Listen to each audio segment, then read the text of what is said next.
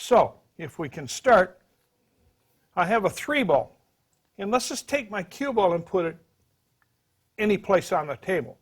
My job now is to find out where do I have to put my cue ball on the 3 ball to make the 3 ball go into this pocket.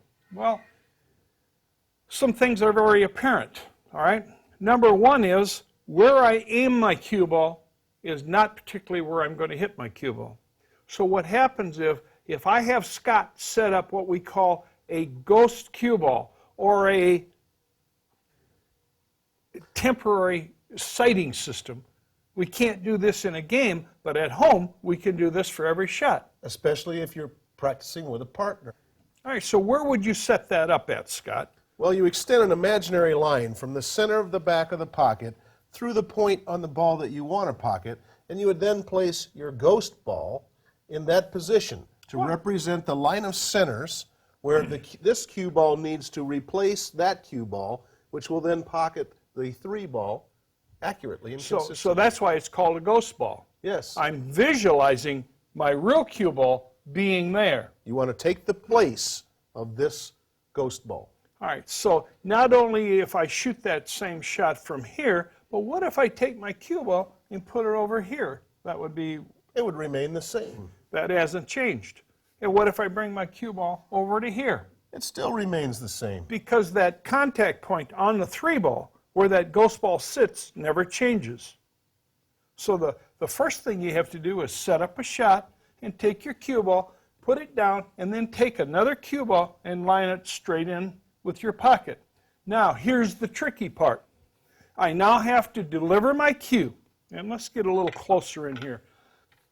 I have to deliver my cue through probably the center of my cue ball and go right to the center of what I visualize my ghost ball at. It's actually pretty simple. You visualize where the center of your cue ball has to be into the center of your ghost ball, and you deliver it. So if you've got a good stroke, a good delivery system, I believe that the ghost ball now, no wonder it's the #1 used system. And the easiest way to practice this with a partner is to have the person shooting get down on the shot, set themselves up, align their body and cue stick to the shot, get into their pre-shot routine, and be ready to strike the ball with one swing. Then the other person can move the cue ball out of the way. The player then shoots their cue ball into the contact point and pockets the ball. It's a very quick, momentary switch. So you're saying now when I'm down over my cue ball now, I can still see the real imaginary ghost ball. Absolutely. Should we shoot one for the crowd? Let's do that. All right.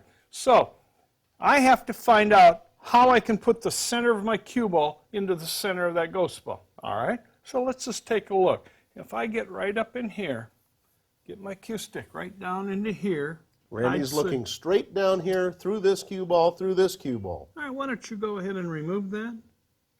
And I'll do my 2 warm-ups.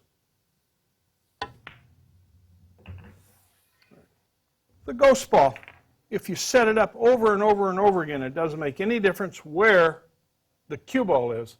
You want to make sure that you get the ghost ball set straight to your pocket. It's on every shot. It's an imaginary tool that will help you aim all the time.